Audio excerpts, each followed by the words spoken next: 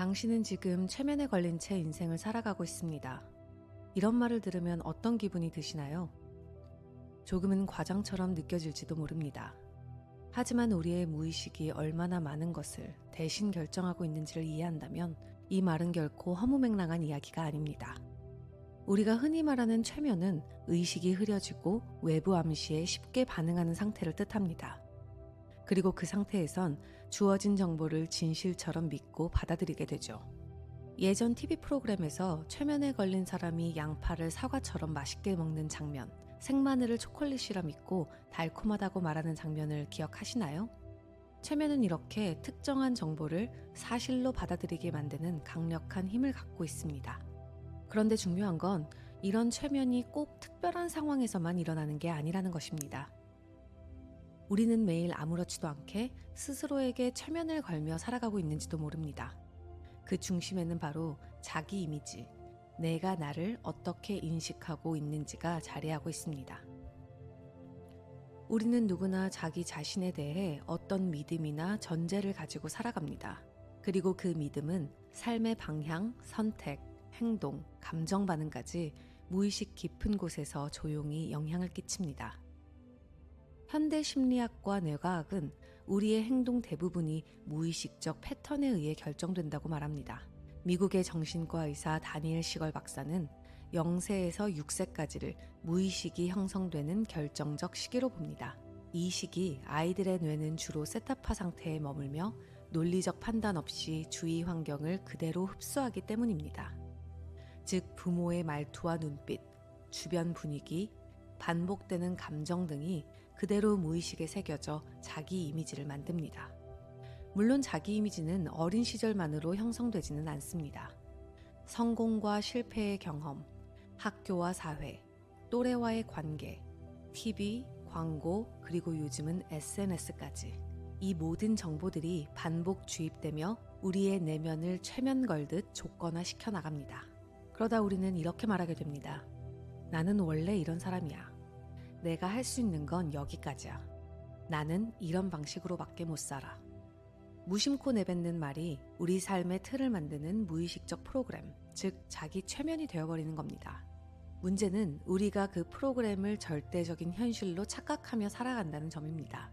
마치 최면에 걸려 양파를 사과라고 믿는 것처럼 우리는 그 자기 이미지를 진실이라고 믿고 살아갑니다. 그 이미지로 세상을 보고 사람들과 관계를 맺고 무엇보다 나 자신을 대합니다. 그래서 자기 이미지가 바뀌지 않으면 아무리 환경을 바꾸고 습관을 고치려 노력해도 삶이 다시 원래 자리로 돌아오는 경험을 하게 됩니다. 의지가 약해서가 아니라 내면 깊숙한 곳에 프로그램이 바뀌지 않았기 때문이죠. 자기 이미지는 우리가 살아가는 현실이라는 프로그램을 구성하는 가장 강력한 무의식적 코드 중에 하나입니다. 때로는 인식되는 이미지도 있지만 더 깊은 무의식에 숨어 쉽게 드러나지 않는 경우도 많습니다. 어떤 자기 이미지는 삶의 원동력이 되지만 어떤 것은 반복해서 제자리에 머물게 하는 삶의 족쇄가 되기도 합니다. 나는 원래 이런 사람이야. 정말 그럴까요? 그 믿음은 진짜 나에게서 비롯된 걸까요? 아니면 어린 시절 들었던 말, 살면서 겪은 충격과 상처, 혹은 사회가 주입한 기준들에 의해 내가 나에게 걸어둔 무의식의 최면일까요? 우리는 매일 내뱉는 말, 생각, 감정을 통해 그 최면을 강화하고 스스로의 가능성을 제한하기도 합니다. 하지만 중요한 사실은 이 자기 이미지는 바꿀 수 있다는 것입니다. 부정적 자기 이미지는 나를 가로막는 장애물이지만 그 이미지가 바뀌면 그 자체로 나를 돕는 도구이자 조력자가 될 수 있습니다. 살다 보면 이런 생각이 들 때가 있습니다. 저 사람 참 부정적이다. 혹은 스스로에게 말하죠. 나는 왜 이렇게 부정적으로 반응할까? 긍정적인 사람이 되고 싶은데 왜 안 될까? 그런데 정말로 부정적인 사람, 긍정적인 사람이라는 게 존재할까요? 제 생각은 이렇습니다. 우리는 본래 긍정적이지도 부정적이지도 않은 중립적이고 순수한 존재입니다. 순수한 영혼 그 자체이지만 여러 삶을 살아오며 각자의 렌즈와 필터를 하나씩 덧입게 되는 것이죠. 우리가 누군가를 부정적인 사람이라 느낀다면 그 사람 자체가 부정적인 것이 아니라 그가 겪어온 삶의 경험 속에서 만들어진 부정적인 자기 이미지와 세상을 해석하는 필터가 작용하고 있을 가능성이 큽니다. 그 필터는 단순히 개인 경험에서만 비롯되지 않습니다. 가족의 영향, 조상의 트라우마, 사회와 문화의 분위기, 더 나아가 전생의 기억까지 개인을 넘어선 더 깊은 무의식의 층위에서 비롯된 것일 수도 있습니다. 우리는 저마다 다른 이야기와 기억, 감정을 가지고 자신만의 렌즈를 통해 세상을 보고 타인을 해석하고 자기 자신을 바라보며 살아갑니다. 그리고 그 렌즈는 대부분 어릴 적 형성된 자기 이미지에 깊이 뿌리내리고 있습니다. 그 이미지가 왜곡되어 있다면 그 시선은 종종 비판적이고 부정적인 태도로 드러납니다. 겉으로는 세상이나 타인을 향한 냉소처럼 보이지만 그 깊은 뿌리를 따라가 보면 결국 그 시선은 자기 자신을 향해 있습니다. 부정적인 자기 이미지를 지닌 사람은 겉으론 강해 보일 수 있어도 내면에서는 끊임없이 자신을 비판하고 남과 비교하며 스스로의 가능성을 제한합니다. 그리고 그런 시선으로 바라본 세상은 언제나 자신에게 부정적인 현실을 되돌려줍니다. 마치 내 안의 거울이 세상 전체를 반사하듯 말이죠. 한편 겉으로는 지나칠 정도로 자신감 넘치고 타인을 얕잡아 보는 태도를 보이는 사람도 있습니다. 그런 사람들은 자기 확신이 강한 사람처럼 보이지만 사실은 그 반대일 수도 있습니다. 내면 깊은 곳에는 연약하고 부드러운 진짜 자기 자신이 있고 그 취약성을 감추기 위해 강한 척하는 가짜 자기 이미지를 갑옷처럼 두르고 살아가는 것이죠. 이처럼 누구도 자기 이미지로부터 완전히 자유롭지는 않습니다. 우리 모두 의식하든 아니든 자기 자신에게 여러 가지 최면을 걸며 살아갑니다. 이 자기 이미지는 마치 눈에 보이지 않는 안경처럼 우리 삶 전체를 통과해서 세상을 비춥니다. 핑크빛 세상처럼 보이기도 하고 회색빛 현실처럼 느껴지기도 하죠. 그 안경은 너무 오랫동안 무의식 속에 숨어 있어서 우리는 그걸 끼고 있다는 사실조차 잊어버린 채 살아갑니다. 이와 관련해 1960년대 성형외과 의사였던 맥스웰 몰츠는 사이코사이버네틱스, 한국어 번역본 성공의 법칙이라는 책에서 아주 흥미로운 이야기를 합니다. 외모 컴플렉스로 고통받는 수많은 환자들의 외모를 바꿔주었지만 놀랍게도 많은 환자들이 여전히 컴플렉스를 느끼며 자신은 외모적으로 부족한 사람이라고 여겼다는 것입니다. 겉모습은 바뀌었지만 내면에 각인된 자기 이미지는 변하지 않았던 것이죠. 그래서 그는 이렇게 말합니다. 인생을 바꾸고 싶다면 스스로에 대한 이미지를 먼저 바꿔야 한다.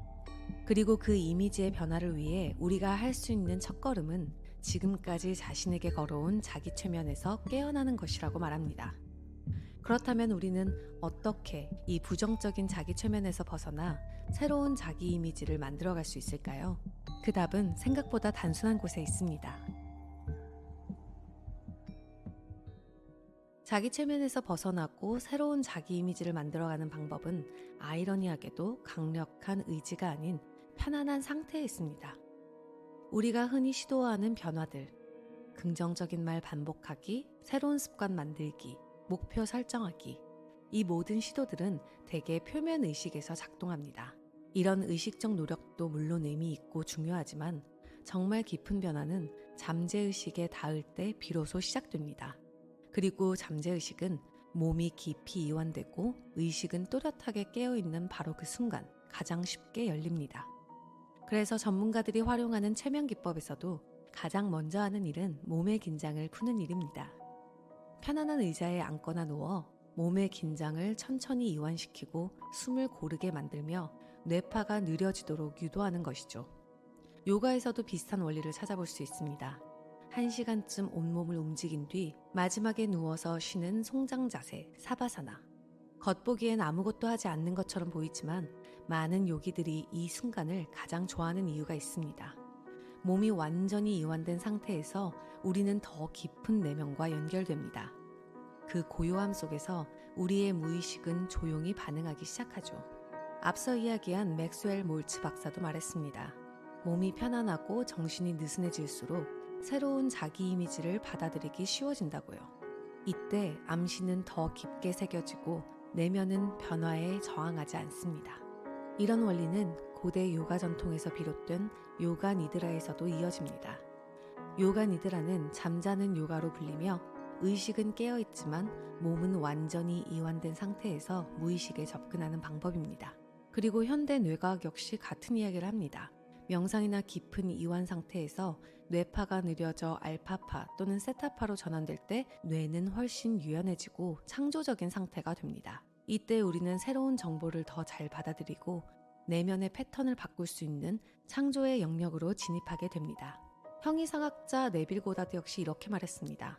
잠들기 직전 혹은 막 깨어난 몽롱한 순간에 당신이 되고 싶은 모습을 상상하라.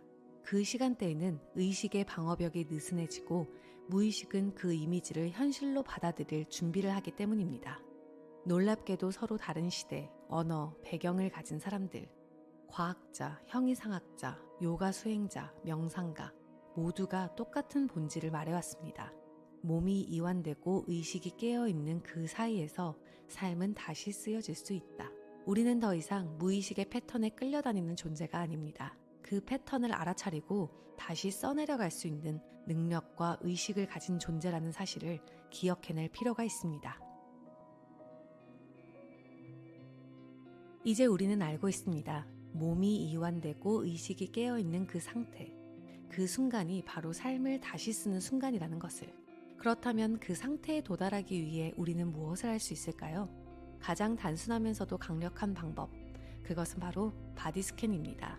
바디스캔 혹은 바디스캔 명상은 말 그대로 자신의 몸을 스캔하듯이 하나하나의 부위를 조용히 느껴보는 명상입니다. 겉보기엔 단순해 보일지 모르지만 이 방식은 신경계에 직접 작용해 뇌와 몸을 동시에 이완시키는 강력한 기술입니다. 1970년대 명상을 과학적으로 연구한 존 카바친 박사를 비롯해 스탠포드의 신경과학자 앤드류 후버만 박사까지 이 방식을 강력히 추천하는 이유가 여기에 있습니다. 게다가 이 명상은 명상이라는 이름조차 붙일 필요 없이 간단합니다. 특별한 자세나 도구도 필요 없습니다. 그저 편안한 자세로 누워 발끝부터 정수리까지 내 몸의 감각을 하나씩 있는 그대로 바라보는 것. 그것만으로도 우리의 몸은 부드럽게 이완되고 무의식은 조용히 깨어나기 시작합니다.